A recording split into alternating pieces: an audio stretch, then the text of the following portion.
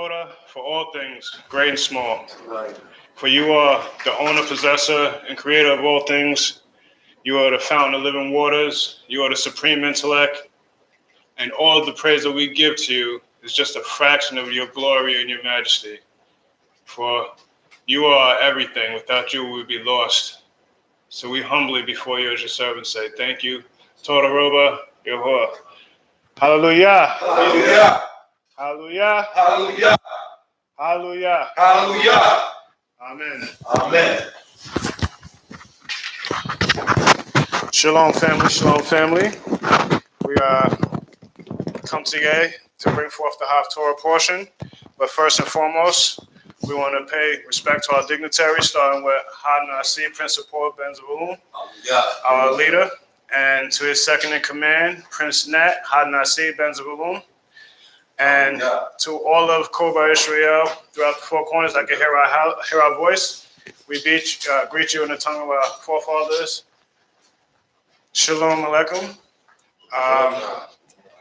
I have a few of the brothers with us today. Today's portion is going to be short, so we have a few of the brothers sitting in today. We actually have Captain Ephraim that's going to be sitting in with us as well, and we have one of the princes, Nasi Yehuda, that's going to be sitting in with us, along with Adon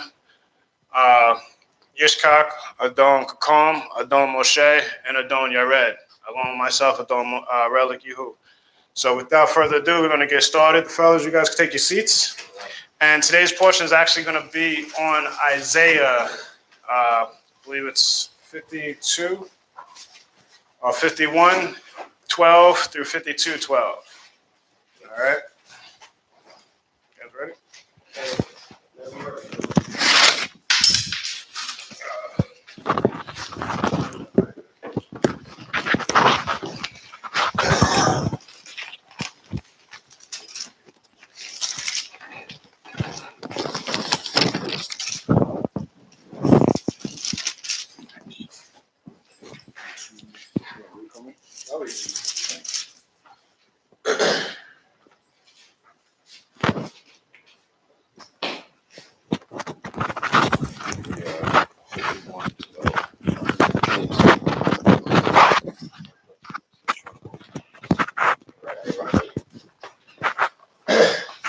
In the book of Isaiah, chapter 52, verse 12. Let us all say hallelujah. Hallelujah. Oh, we're going to finish there. We're going to start on 51. 51, 12.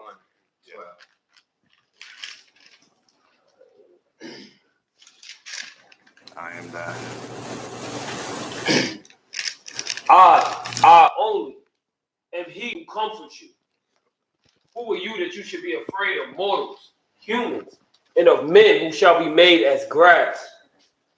You have forgotten Yah, your maker, who spread out the heavens and set the foundations of the earth. And you were terrified continually all day long because of the oppressor's fury when he prepares to destroy. But where is this oppressor's fury? Okay, hold on.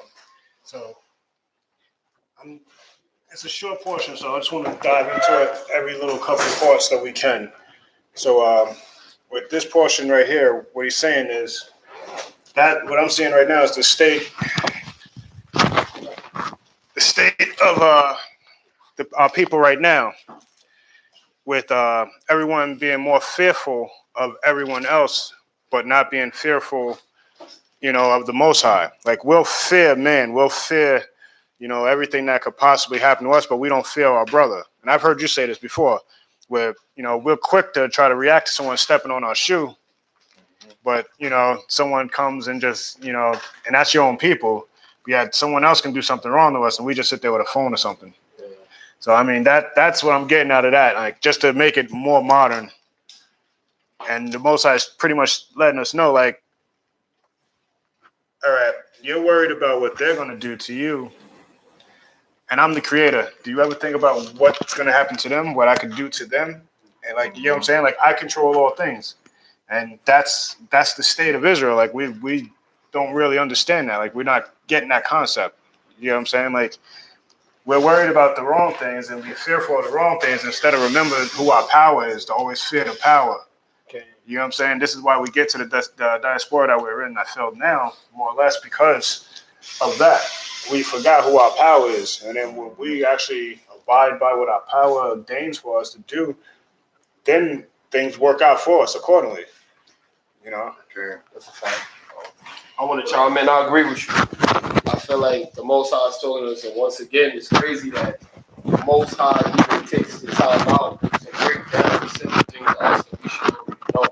It's incomprehensible that we could be afraid of people when nothing happens on this earth that the Most High doesn't ordain or see fit or allow to happen. Right. It's like you're being afraid of the gun as if the gun is in control of itself. You should be scared of the person behind the gun. The gun isn't going to act on its own. You need to be afraid of the person that's controlling it. And the Most High, in that analogy, would be the person behind the gun. You're afraid of the person, but the person really don't got no say in what they do in life. If they try to do anything that goes against the will of the Creator, He won't allow it to happen. We need to be afraid of the Creator. I feel like that's what he's saying. That's a fact. Even, I look at it a little bit different. Right. Because you see, always his slip of the lip and sink shit.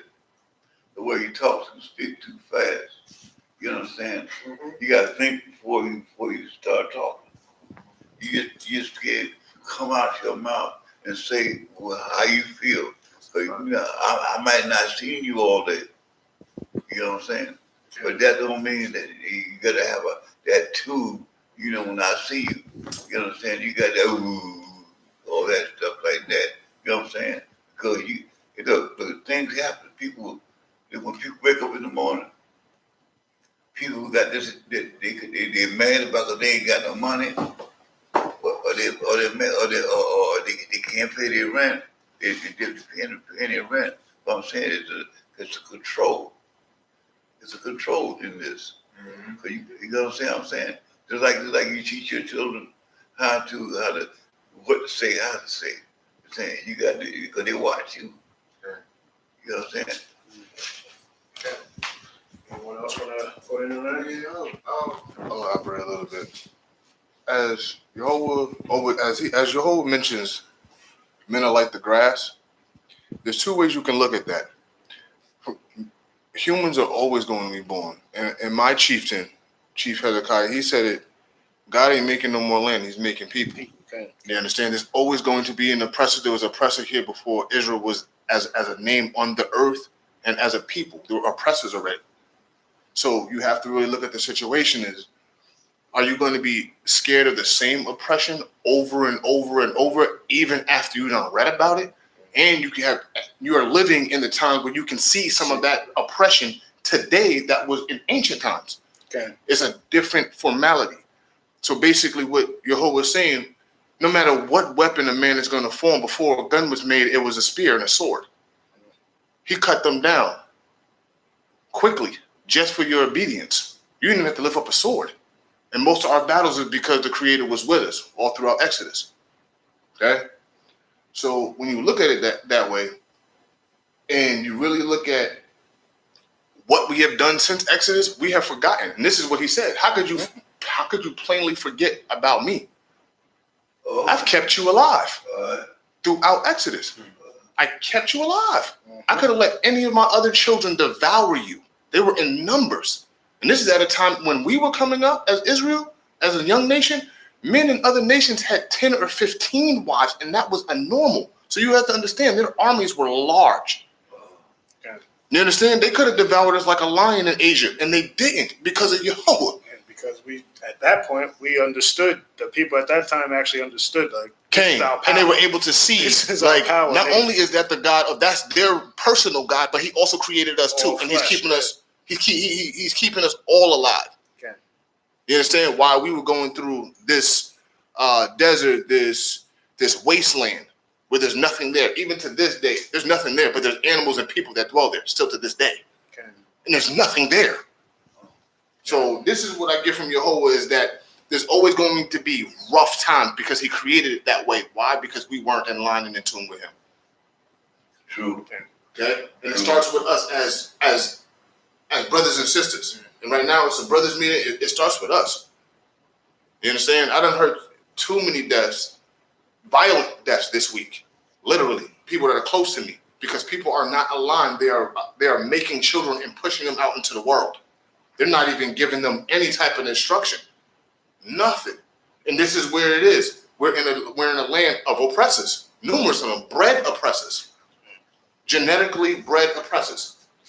And then you're breeding and making kids that are genetically scared and feared of them but hate you. Yeah. And that's this is part of the curse, and this is what is really I'm getting at right now. And this is how it's playing out. This happened then, and it's happening now. This happened in the land, this happened here, and it's happening here. So it's not that these words are old, they're continuously alive. And they're happening. And as we get up every day, that's a blessing to see it. Is what we're going to do in the portion. When we're reading these portions, what are we taking out of the portion and able to give to our brother or come to our chieftain or our Ishas, our kids, and we're clear about what we're saying. That's another thing. And that was talked about last week. Are you clear mentally what you're saying to the people? Not leading them astray. One word can lead a whole group of human beings to a left. One word. You didn't even have to say the sentence. They all picked up on one word. Be very clear about how you speak to people, because it's also God's words are an emotional thing. It's a binding thing. It touches people. So this is what I get out of that small portion. So Chief? No, I'm really not.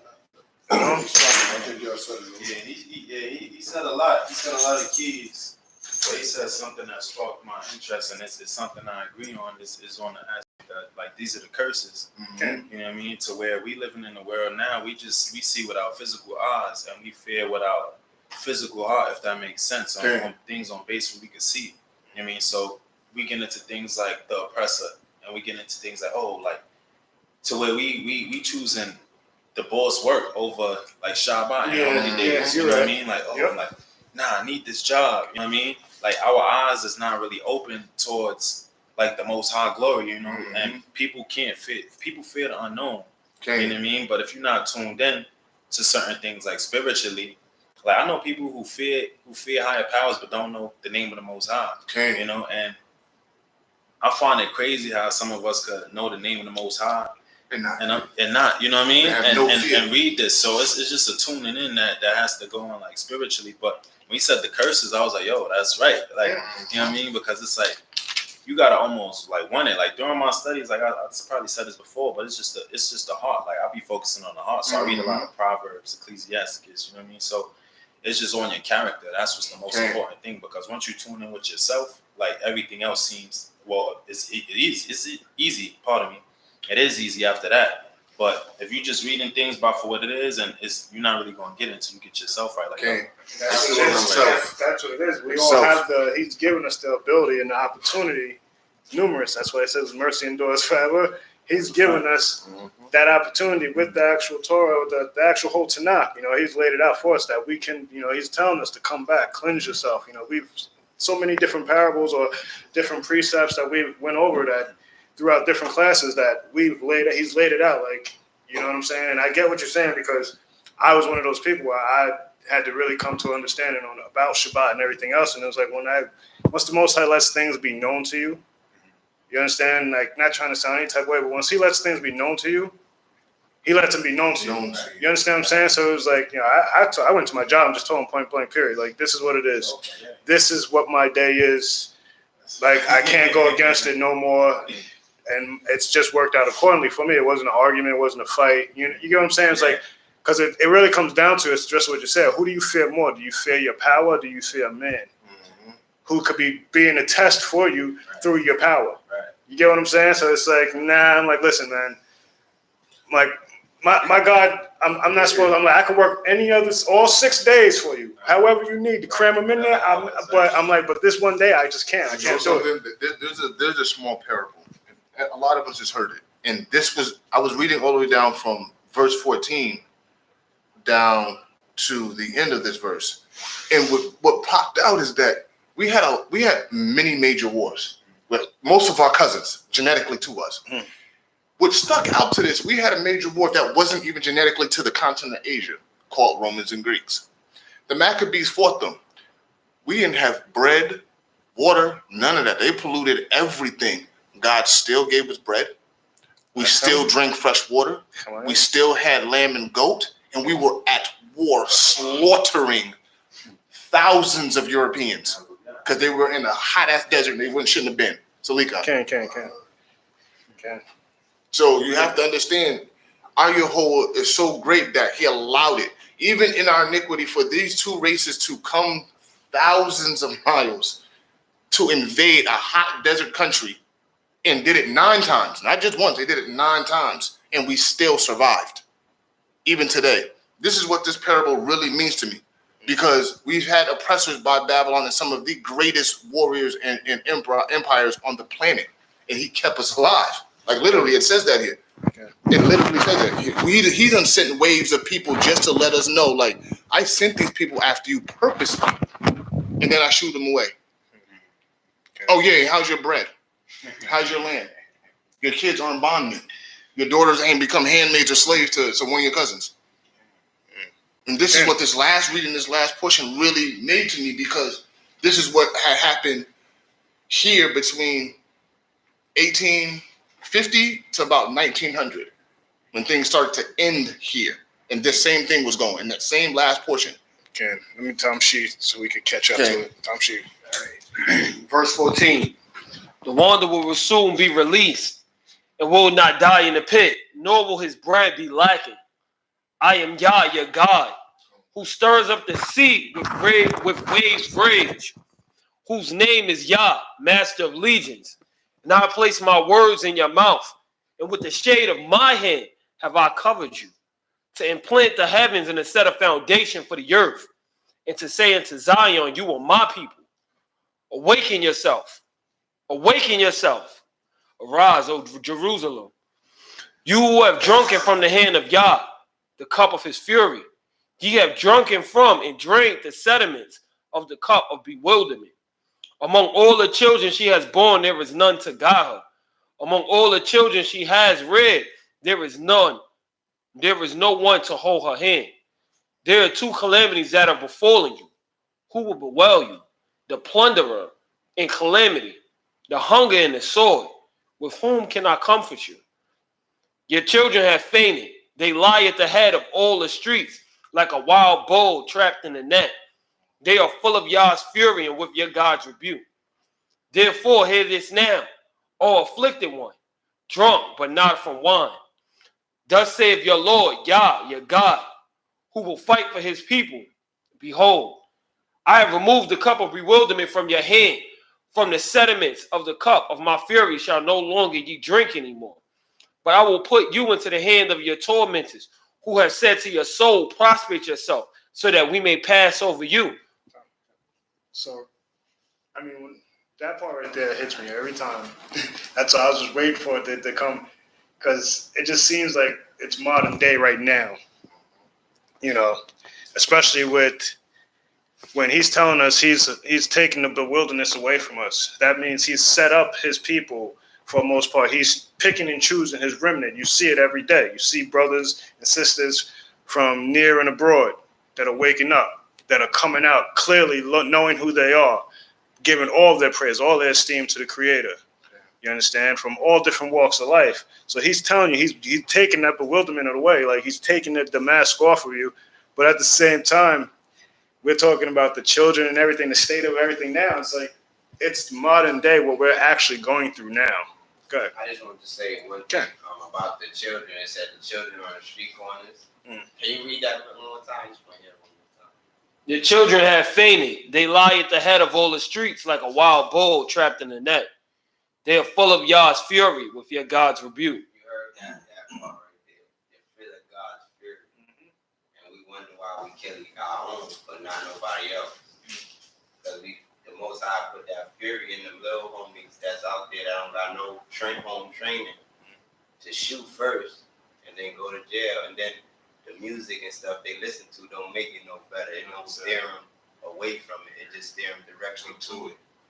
So that's how I can see how the Most High just said, he says it. The Most High said it. Now, I filled them with my rage. I'm gonna bounce off of what you're saying now. Now, you done? Because I don't want to cut you off.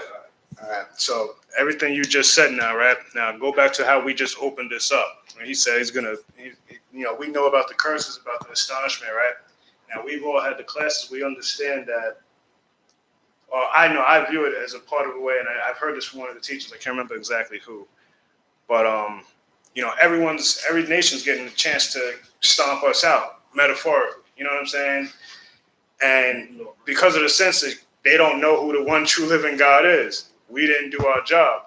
Part of those curses, it's the way he nets and weaves things together. Yeah. You get what I'm saying? Because it's like now those children are in the same position. You get what I'm saying? Children are like, now check this out. Are we to fear those children on the corner, knowing the diaspora that we placed them in? Because we have to take self-accountability for it. So do we fear them or do we fear the Creator? Do you get what I'm saying? But he's placing it out there. He's letting you know, they're going to be waiting and aloof for you. Yeah. They on the corners because we're not fearing the Most High. We're fearing the parents are fearing the kids and letting them do whatever they want. Thank you. Because if you letting your son run in the streets at a young age, what you think he's going to be? He's going to be a drug dealer or a shooter. Statistic, yes. You feel me? If you let him grow up in the school or let him grow up in the church, you feel me? What he going to be, an opera singer, usually get a lot of, you feel me? That's when you direct your child, that's how you get what you put into it. Mm-hmm. Yeah, you reap what you sow. And that goes for kids as well. Like whatever you put into that child will be that child. Okay. There's no way around that, basically. Yeah, I just wanted to chime in. I felt like it said a lot with that one. I'm gonna start with, let me see, verse 19. It said, "It's two calamities that are befalling you, who will bewail you." Just for context, anybody who didn't know, I had to look it up myself. Bewail means express great regret, disappointment, bitterness over something. We should put that to today's day. Nobody feels bad when your son gets gunned down in the street. Nobody feels bad when your daughter gets hypersexualized and forced into modern prostitution. Nobody feels bad. That's the truth. Nobody feels bad. Nobody feels bad when we live in Babylon and the women are taught they have power over the men. They don't need you. They don't need to follow your leadership. They don't need to prescribe to the Most High, and they can control their lives and they can control their destiny. Nobody feels bad when the power is put in her hand and your son is led astray, and your daughter, because you're not around, is led by another man, and folly and wickedness follows them, and that's what looms on every corner for them. People don't feel bad. Going a step further, it said the plunder and the calamity, the hunger and the sword. Well, look at it right now. Our people are nourished, and we can make it a double entendre. We could talk about how it's people dying of hunger. It's people who literally don't have enough food. Like, I like to believe that we're doing better, the brothers here, than some other individuals, but it's people who really not eating, and y'all don't understand that. It's people who it's a 4-family house, and we splitting a pack of oodles and noodles for dinner, or it's 3 bags of chips, and everybody got to make that work. And then they say, even talk about the sword. We can make the sword literal war. We could talk about an economic warfare. We could talk about socio-political warfare. You can talk about the war that you got with your brothers and sisters out in the street. You can talk about the war with the oppressor. Like it's so many ways this correlated right now. Then what else it said? It said your children have fainted. They lie at the head of the streets like a wild bull trapped in the net.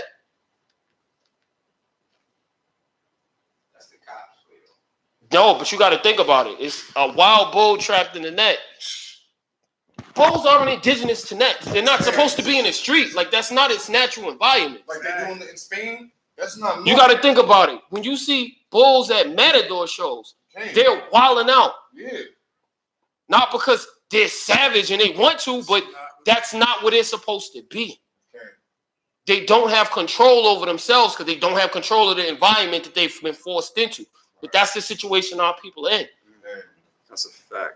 When they put us in projects and they put us in situations where you got to work 6 days a week, or you might not even be able to get a job.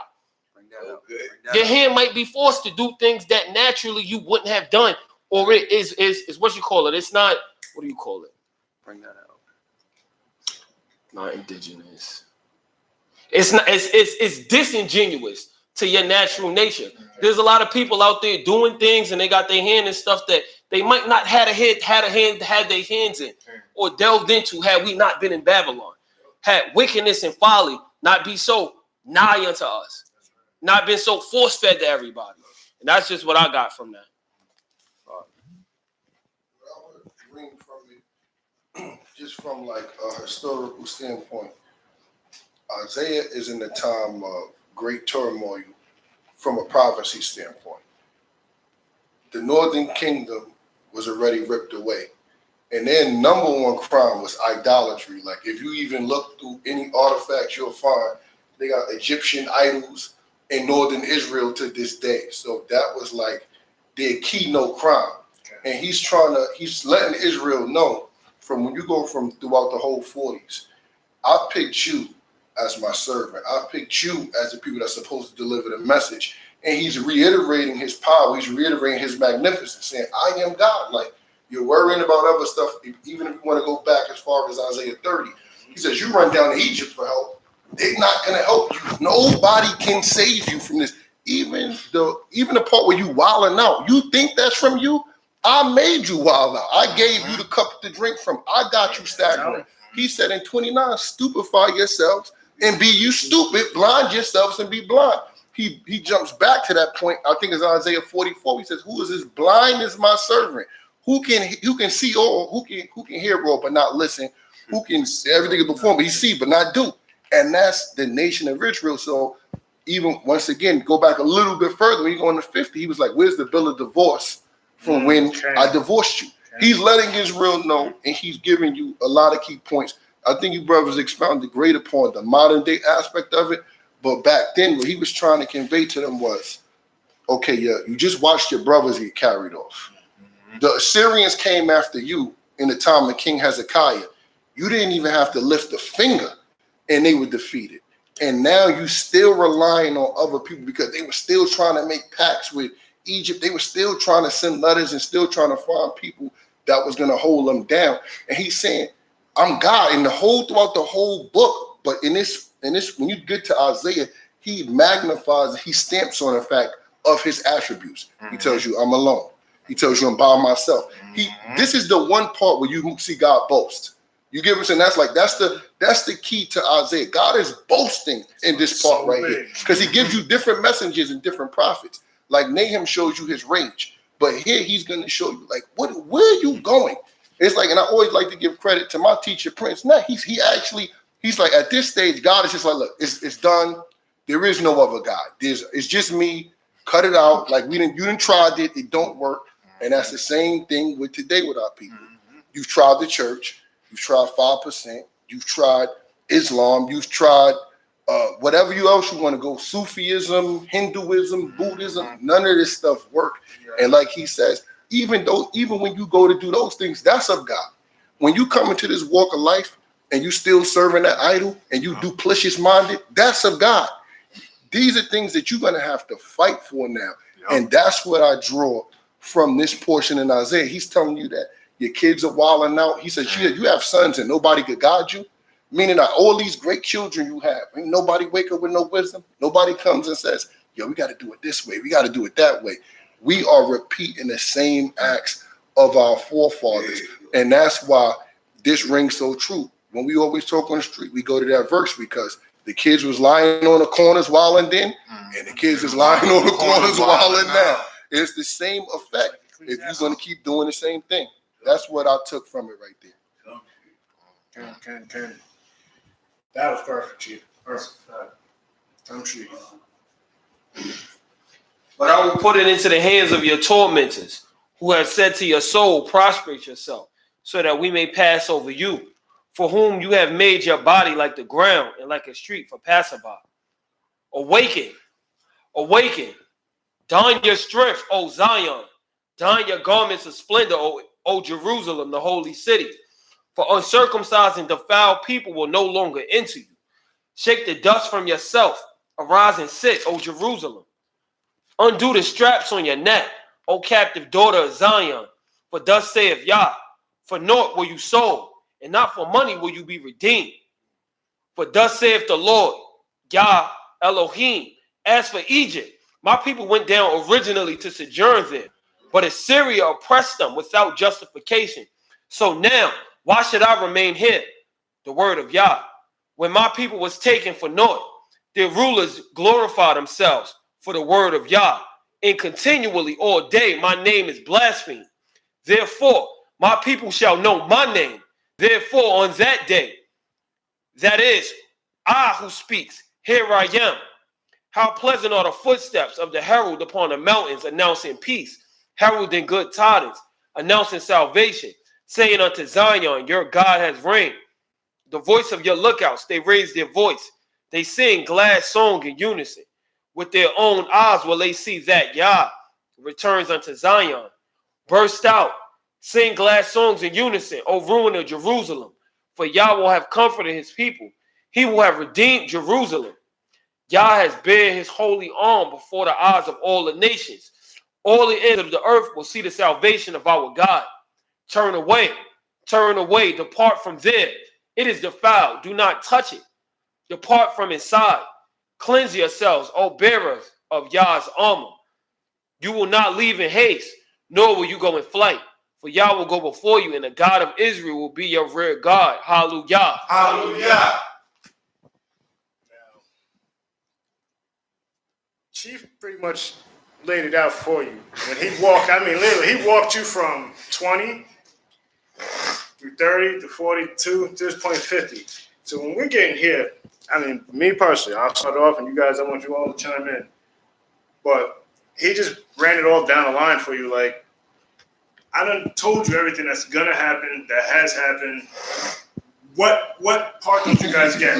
What aren't you getting? He's literally, Isaiah has the longest book, 66 chapters. The Most High shows his love, and it's the beginning of the prophet, should I say, too, the actual prophet. So the Most High starts really showing his mercy upon us through this prophet himself, because he's literally like, all right, we have children. You have a bane, and I seen it the other day. Congratulations, you guys started walking. I seen that. But tell me, after the process of taking him, right? You slow walking him, right? Now he's starting to go on his own, right? That process, the Most High is like, man, y'all can't even get on your own. I'm still slow walking y'all through this. Like you get what I'm saying? Now, check this out. Now, imagine if Enoch starts, now he's doing his own. Now, imagine he just don't want to do it anymore. Now you got to start taking them all again by the hand again. Yeah, that's like Starting the process. This is what the Most High is saying. Like, what don't you get? Like, How many gotta die? I don't walk y'all. Like, I'm slow walking y'all by the hand. Like, And by this time, we were in Israel a few thousand years. By this time, we were already in our homeland for quite some time, and still was slow walking. Like, it's deep. Now that you really say it, and Chief, you're right. They just kept slow walking. It was like they was good for 200-300 years, and they messed up for 200 years. But when they messed up, it was bad. It wasn't like a gradual. They went all the way back to Exodus. You take 10 steps back. That definitely came from us. but the simple fact is, he's told us so many times how to get right, though. That's it. Yeah. He told, like, cleanse yourself. Okay. Like, and then we wonder why, like, we don't see. All right, we know there's miracles every day. Okay. But we're not going to see the fire in the sky and the pillar of smoke. We're not getting that, man. We're not worthy of that anymore. Not even being worthy, but that generation was literally coming off the strength of the ancestors, the forefathers that got us that. They had that. a different zeal. Abraham got us that. And Abraham's sons followed suit. You get what I'm saying? It's like the second generation, the third generation did what they had to do. So they got to see that because of what he says. To the generations that love me, I will show them that. So they got that. They seen it in letters. They got the name presented to them. You get what I'm saying? So we're not going to get that because we've seen all this. We know all this, and we choose to go against it. Meanwhile, we know the simple basic facts, man. Listen, did you wake up this morning? Okay.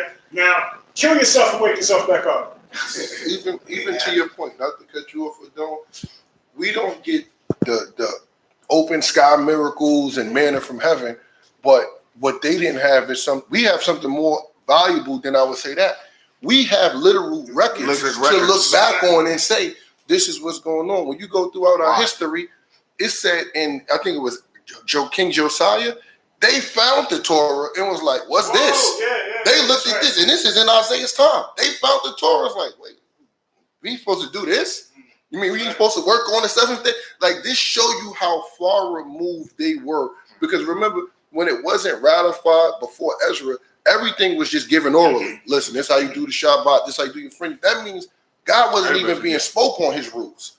That means his judgment was nowhere to be found in the land. Simple things that we have instilled in us. Like you already got a funny feeling about most of the things that's going on out here. Imagine the time where that morality isn't there and there's nobody to judge correct for you. And that's the time we found ourselves in, being the children of God. That's what God says. I called you by name. Like, how do you not get this stuff right? But just like Adon Moshe said, it's people who don't never read this book, got no understanding, no wisdom, but they have better morality. They have better interpersonal relationships. They have better consideration than the children of God. And this is what God is expounding on. Just to add to the point that you was making, like, we don't get the miracles, but Abraham ain't know what was going on right here. The only man who knew what was going on was Moses. Every other man only saw something for their time or something in the future. So they just had to go off word of mouth. You literally get to read and see our whole history, see where we went wrong, and you could change it overnight or change the direction overnight. And we don't do that. So I think this is even more valuable. That's a miracle in itself. That's a miracle that doesn't die. That's showing you that his word is true living. It's a true living God. It does not go out unpaid. It comes back full. Like that's what it said. His mercy endureth forever, but not always on the same person, because it's your choice. He said he laid out before you life and death. Choose life. You get what I'm saying? So this is why, and it's that much more. Like we all fall short. You understand? Like none of us are perfect. We all strive to be righteous and walk a righteous path. But he knew that. That's why he gave us the degrees and commandments and statutes to live by, because and there are different ways to come back to him. That's why he says, cleanse yourself. He really, we're in this state right now. We don't have the land. We don't have the sacrifices. None of the hierarchy that we have to perform anything that we would do to get ourselves out of diaspora or what you would call the sinful state that we're in now. So this is why he says and sent forth through his prophets, even through his mightiest kings, through their psalms, saying that, the giving of the mouth, you give up with your mouth orally, give your all to me that way, and repent, change your ways. I find that more appealing and more appeasing to me than any burnt sacrifice of anything, any elevation offering, anything. The humbleness of your heart, and you confess it with your mouth, and you change your ways. And it's not much, but you know what? We so much want to see something over there that we can't take and manipulate what's inside of us, which comes down to self-accountability. You can't keep pushing it off on everyone else when it's you. You have to manifest in you. Hence, we're a nation of priests. We have a Levitical setup that we had, but still, what he said, his mercy endure forever, we're still a nation of priests. We don't have a Levitical order, but we all are priests. We all have the ability to understand this, to delve into this and to live accordingly, because it was given to who? The children of Israel. That's only people this was given to. So it's on us to take this. Okay, and just to your point, to add to that, I think that's super powerful. Could you imagine if the only time your wife listens is when you flash money? That's what it's saying. If you saying, I want God to bring miracles for me. So you got to see something in order to do. You ain't signed up for that. You signed up for obedience, servitude, and protection. You get what I'm saying? You're going to get loyalty. You get all of these things from the Creator. He only asks you to do one thing: follow His commandments. But it's like you said, they think God is like Mysterio, where He got to pull smoke out the sky. That's only going to last for a few minutes. God saw, if He know the past, present, and future. This is, to your point, why it's super powerful. He know this was more powerful than him cracking the sky right now. He could crack the sky right now. Negroes going to listen for 1 minute and what they're going to do tomorrow. They're like, we got to go over there. They got the party jumping Friday night. Man, that was that one time. You think what I'm saying? He ain't cracking the sky. Yeah. That's a fact. So that was deep what you said. That was real heavy, man. That was deep balls right there. Brothers, anybody else? I would like to just say, that the Most High shows that He is the one that controls everything. Okay.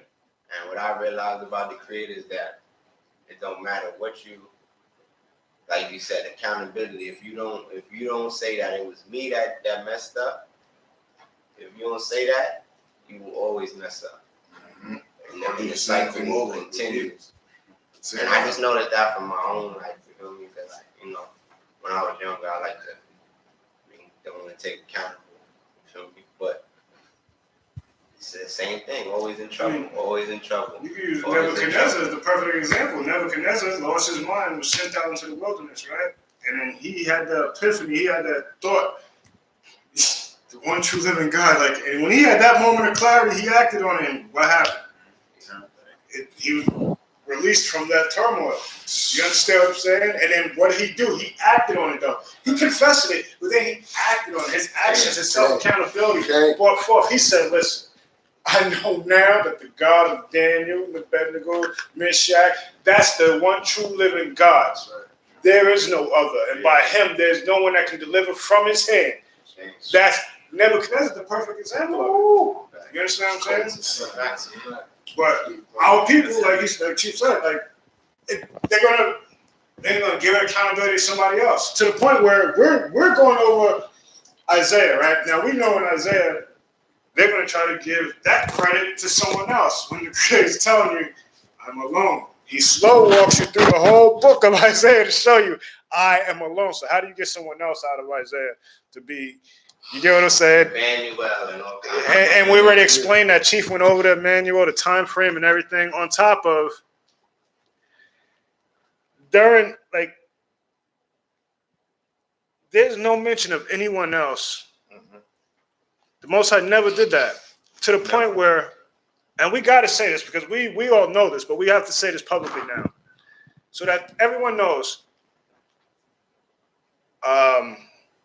Cyrus was named in the scriptures. Cyrus was prophesied to come and put us in captivity and then set us free. Now, if the Most High speaks on him, a heathen, uncircumcised, and he called him his anointed. Now, if he mentions in that man, why is there so many mysteries about somebody else? Is never mentioned. Like you trying to put a spin on something that's not there. You understand? So we're not gonna go too far in that, but I'm just saying, like, the Most High is one by himself. He doesn't need no one else. He's proven it with Isaiah. Isaiah has the lengthiest book. I want to just say one last thing because it's been on my spirit, and you touched on it, and it's very deep. That right there, that Christ mentality, that a man has to save us, is the reason why we are in this condition now. And it's not only just limited to Christ.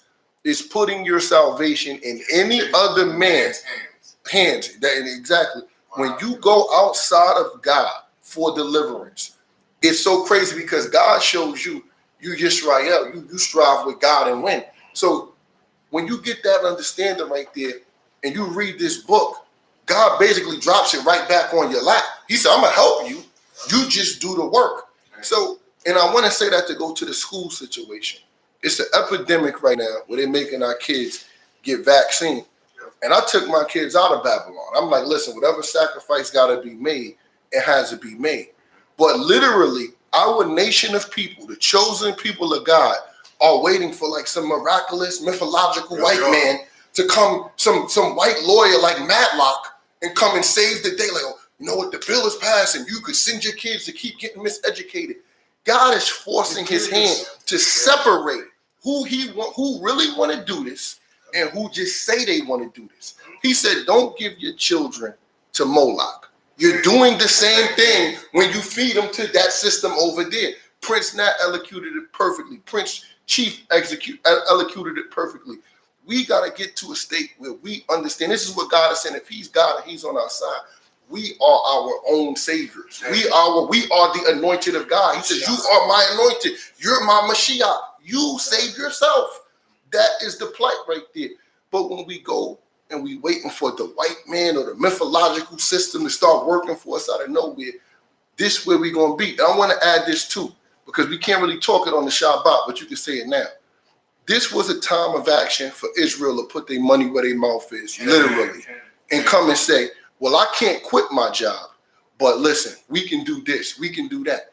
Me and my wife work, and then we homeschool our children from 4 to 10 at night. But these are the sacrifices you make for the children of God, so you don't keep feeding them to a system. Even if they pass the bill, why would you want to go back to a place where, why would you want to go back into Egypt?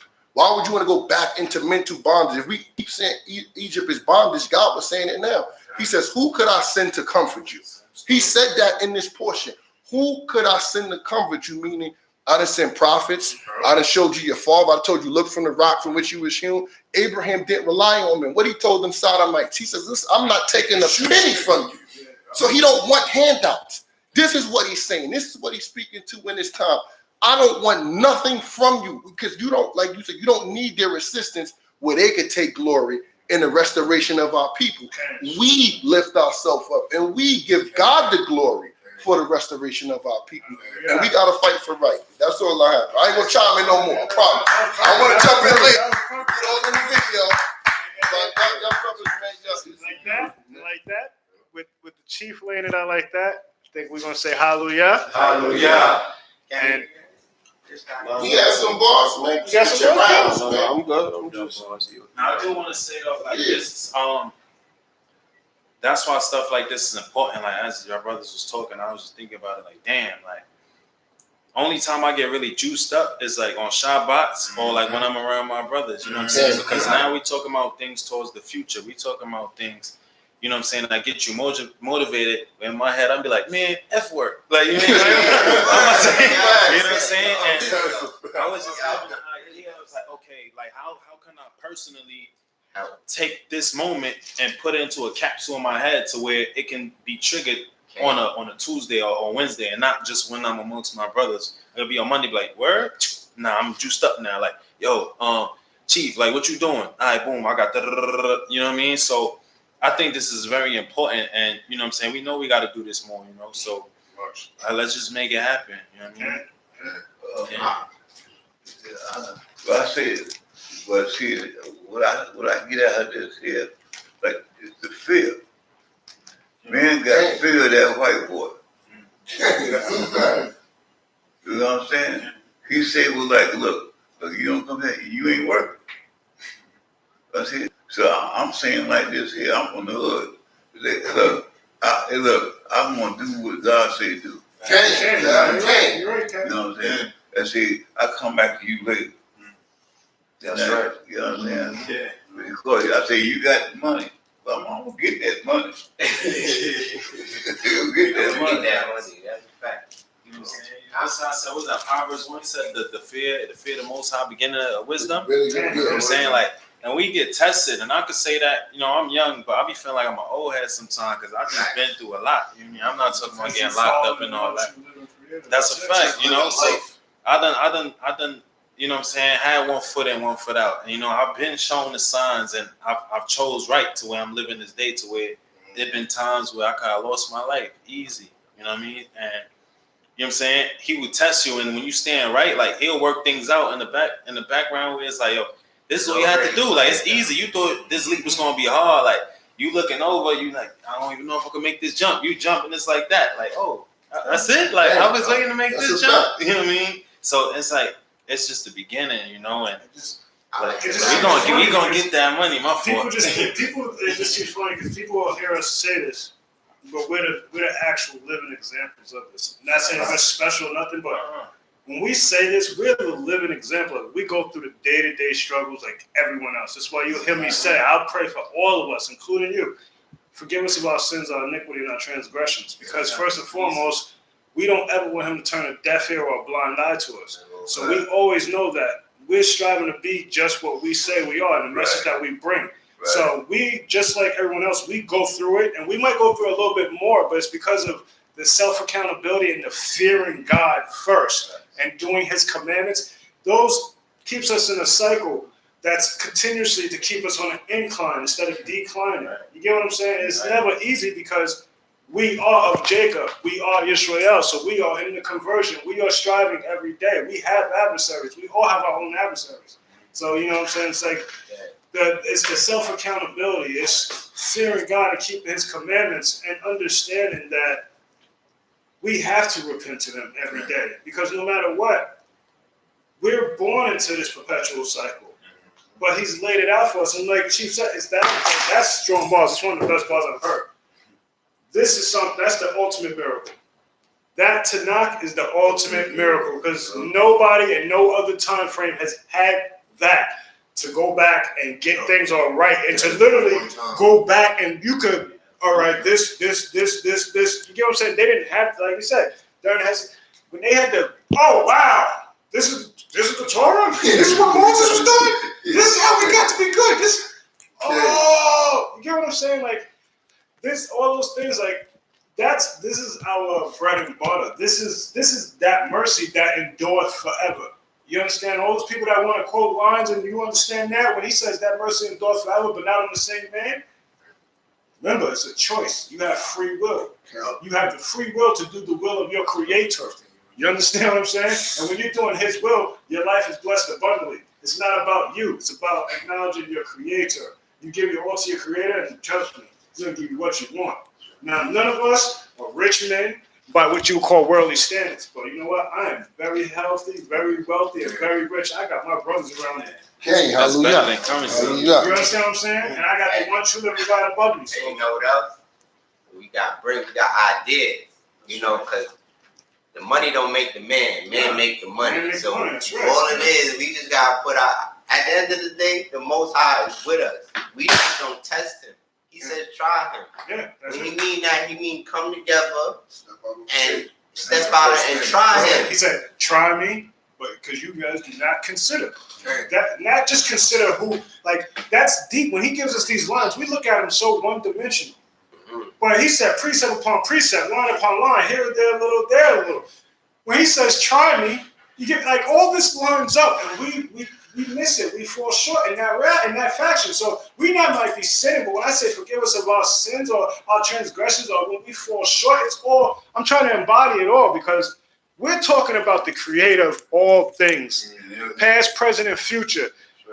We have a minuscule mind to think that we can say anything that's going to really embody or capture the essence, even the essence, the word essence itself of what our creator is. But we do that trying to be humble before him to do such. So it's all those things that mix together, that comes together. And then it comes down to, what do you want? Do you want to have the worldly things, or do you want to have the world as your thing? Because the creator is the world. The creator is the world. You understand? So, I mean, I feel like I'm always taking it up. I do want my brothers to expound on anything that's on their mind, so you guys please chime in. I'm gonna start back with verse 21. When it said, thus saith your Lord, Yah, your God, who will fight for his people. Behold, I have removed the cup of bewilderment from your hand. From the sediments of the cup of my fury shall you no longer drink anymore. But let's go back to verse 21 and say, we drunk, but not from wine. And I mean, I don't know how much you guys dabble in a strong drink, but there's a certain variation that's called spirits. And if you delve a little deep into that, if you drinking in spirit, you putting something in your body. So you're taking something on that's changing you. Now, I mean, we're not supposed to partake in certain things because you are what you consume. So I like to believe if you're consuming a spirit, it's putting something in you that wasn't natural. Now we're also saying, but I will put it in the hands of your tormentors.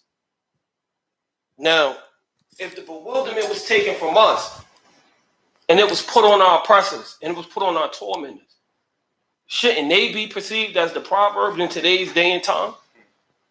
Shouldn't they be the individuals that the entire world makes a mockery of? It's like, damn, glad I'm not a European, or glad I'm not this and I'm that. You guys are laughing, but he put the bewilderment in the cup and he said he took it out your hands. So why do we act the way we act? Yeah, that's funny. I didn't cut you off. I want you to get right back because that's the greatest Jedi. I heard a comedian say it's the greatest Jedi mind trick ever played. That we're the bad ones, but we look throughout history. History's documenting it. We've never been the bad ones. We've always been the ones that have been captives and slaves and been getting tormented by everyone else. But we have the reputation on a worldwide scale of being that people who walk past you, they'll clutch their purse. They'll make sure they hit their alarm in front of you. I'm personally typical. I hit my alarm in front of everybody else now. A brother could go by my car, I'll make sure he go by, and I'm letting him go, then I hit my alarm. Because I'm going to lock my car regardless. You understand what I'm saying? But regardless, when it's someone else, I know that, yeah, I got an alarm too. I don't trust you either. Like, you get what I'm saying? Like, it's like, I believe in my God, so I'm like, I have that position, that opportunity presented to have an alarm on my car, to exercise that, to do such. But I understand, like, it's that perceive, it's that how we perceive. The whole world has had mind trick played on them that boom, and it's like you said, it's a proverb that, and this is why they don't want you to read the Torah. The Tanakh. They want you to read everything but the Torah and the Tanakh, because, and here it lays it out for you firmly. But continue, don't touch it. I wanted to delve a little deeper in that when they say took the cup of the wilderness out of our hand and then put it in our oppressors and our tormentors' hand. Okay. If you listen to the speeches of Hitler, the other nations know who our powers are. Yeah. Know who our power is. Sleep God. Power is. The other nations were very much so aware of Yah Most High. They were very much so aware that the being and the entity that we had riding for us, nothing out there rivaled it. But it said they drink from the cup of the wilderness. So now it's to the point where even though they know they created these deities, these gods, these powers, they really wholeheartedly believe in these things. Because it's not just our people trapped in Christianity. It's not just our people trapped in Islam. Our brothers and sisters and our cousins from 4 generations and forefathers, they trapped in that same stuff too. And that cup of wilderness is hitting them a lot harder. The Most High is waking us up. All of our brothers here have been woken up. And if you wasn't woken up, your Abba was woken up. Or his father. Or his father.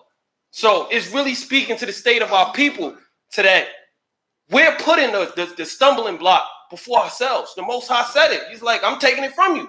I'm going to put it on them. They went too far. And yet, we're not putting ourselves in instead to where that we could follow God and we could inherently be better. We got a book that they don't got. We literally have the cheat code to everyday life and we don't use it.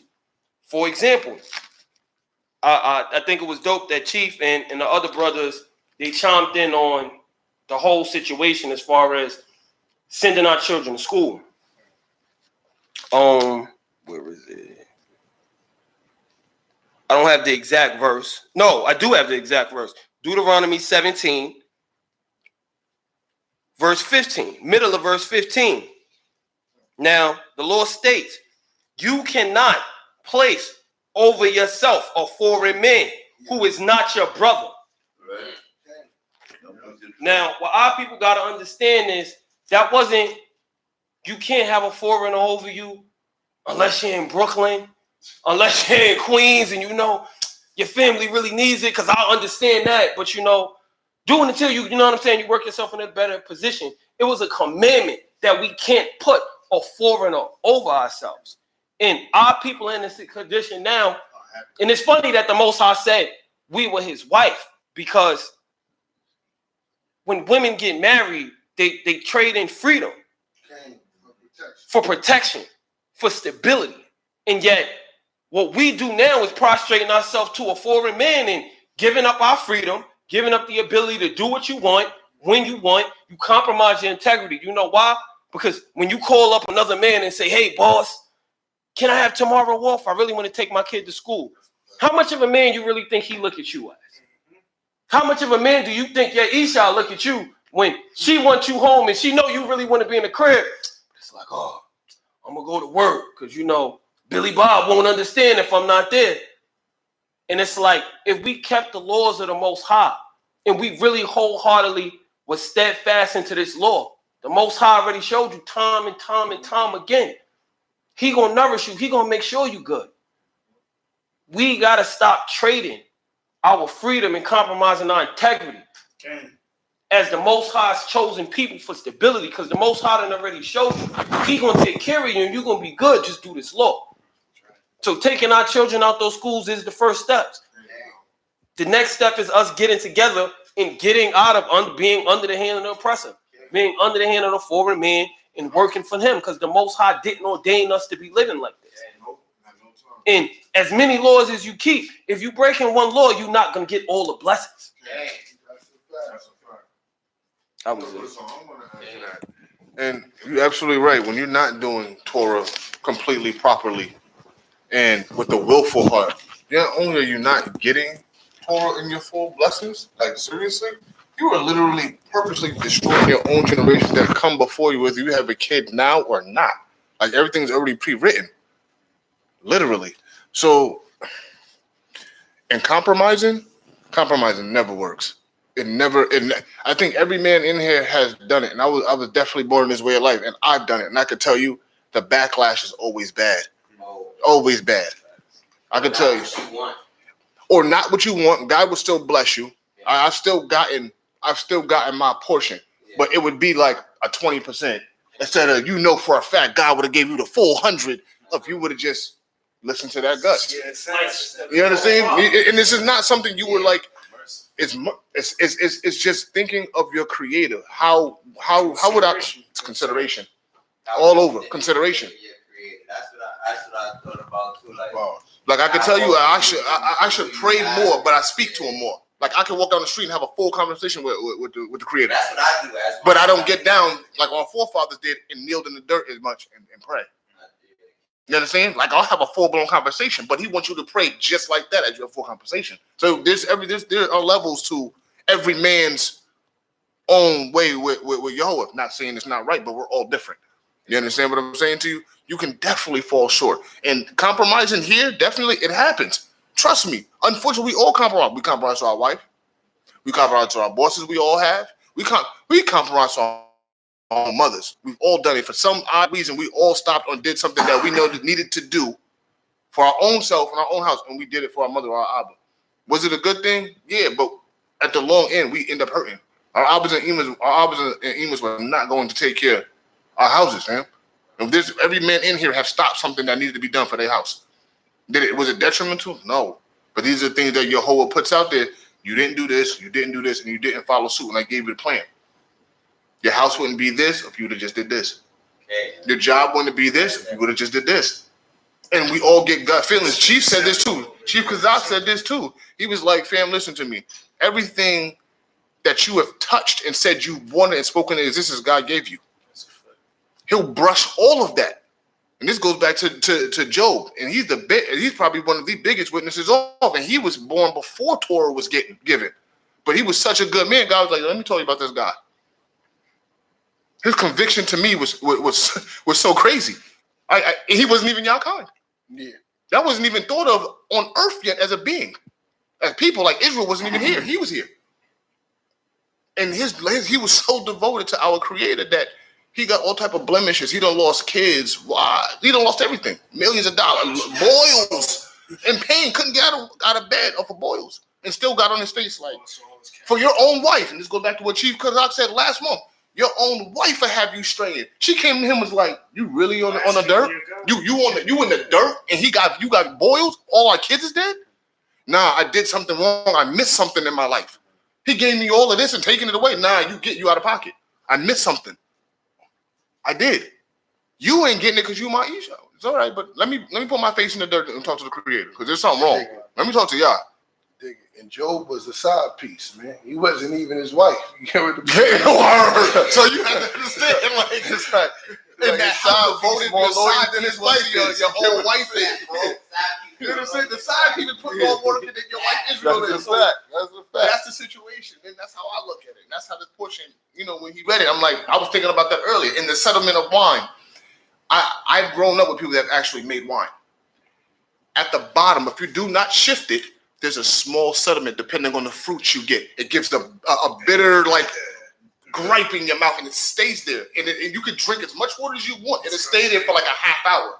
You have to really distill wine, and that's that gripe that God give you when you platinum bars. when you do this. Should I take that?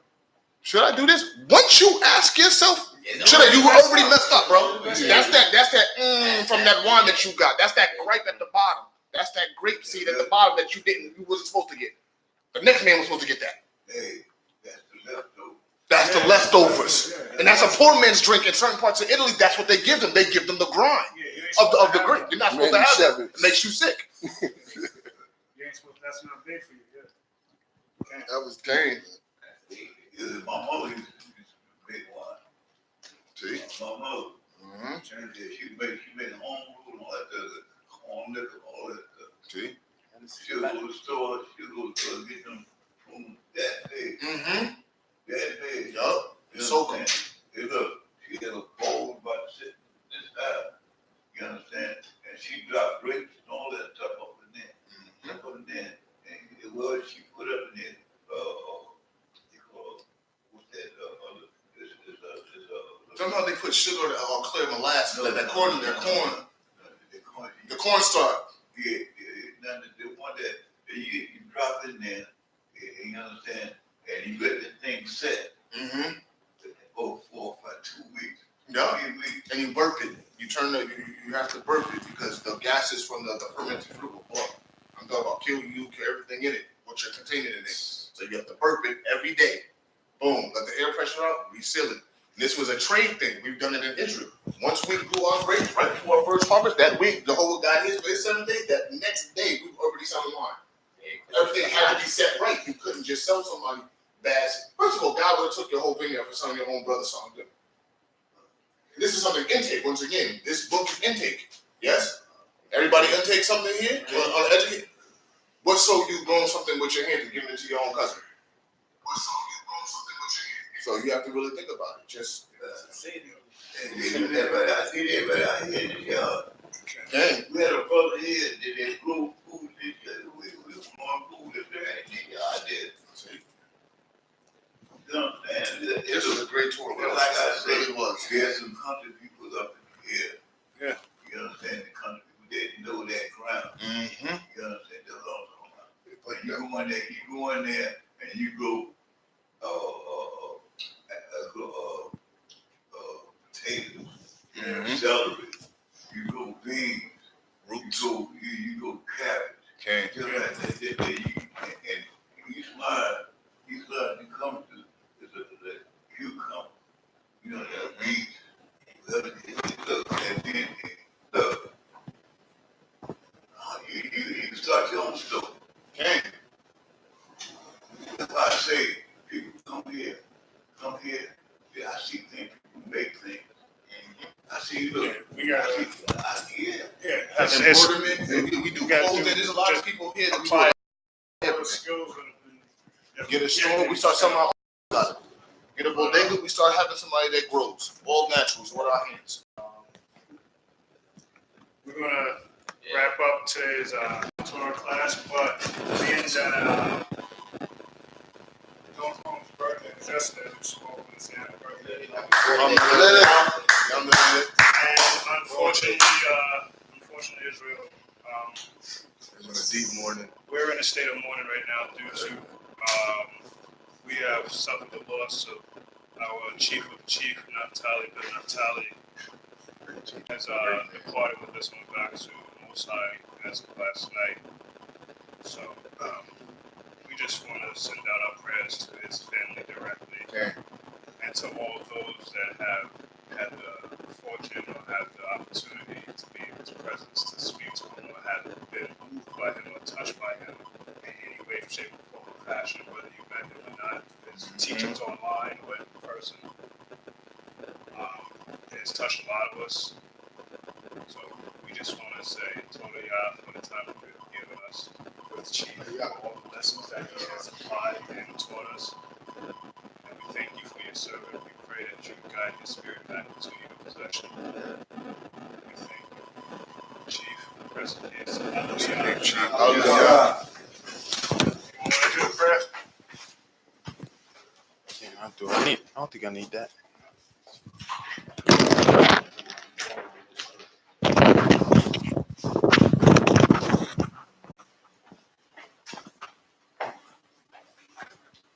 Hallelujah. Hallelujah. Hallelujah. Hallelujah. Hallelujah. Hallelujah. Hallelujah. Praise the mighty God. Praise the mighty God.